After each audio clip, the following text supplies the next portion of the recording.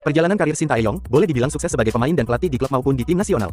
Shin Tae-yong lahir pada tanggal 11 Oktober tahun 1970 di Gyeongsangbuk-do, Korea Selatan.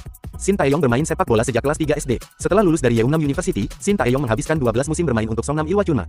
Bersama Songnam, Shin Tae-yong memenangkan K-League yang Player of the Year Award pada tahun 1992, yang merupakan tahun karir pertamanya sebagai pesepak bola profesional.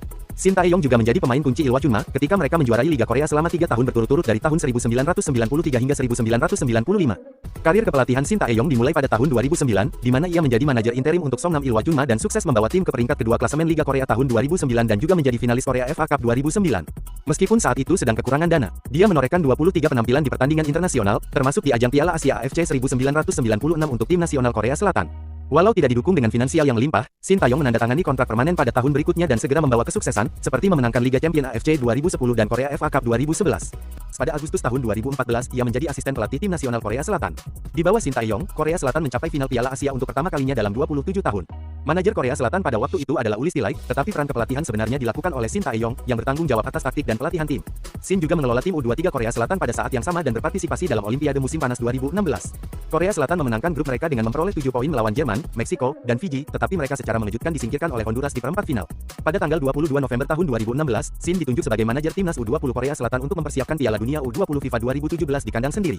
Karena itu, ia meninggalkan tim senior untuk berkonsentrasi pada timnas U20. Di Piala Dunia, Korea Selatan menempati posisi kedua di grup mereka dengan 6 poin dan maju ke babak sistem gugur, tetapi mereka kalah dari Portugal di babak 16 besar.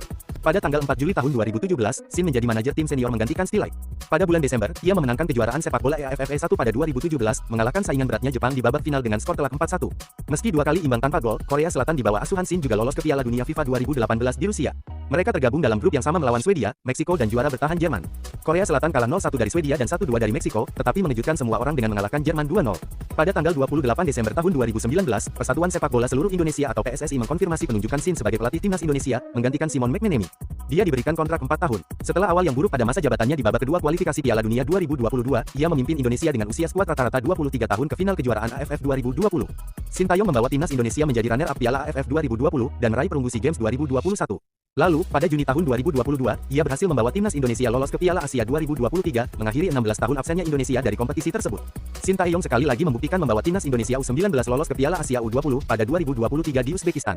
Prestasi Shin Tae-yong yang menggegerkan adalah membawa timnas Indonesia meroket ranking dunianya dari 175 menjadi 155 dunia. Ia juga berhasil membawa timnas U23 lolos pertama kali ke Piala Asia U23 AFC 2024 dan masuk ke semifinal dengan mendapat gelar peringkat keempat, sehingga mendapat perpanjangan kontrak selama 3 tahun. Pada bulan Juni tahun 2024, ia berhasil mencetak sejarah dengan membawa Indonesia pertama kali lolos ke babak ketiga kualifikasi Piala Dunia FIFA 2026 atau AFC, sekaligus lolos otomatis ke Piala Asia AFC 2027 tanpa harus kualifikasi.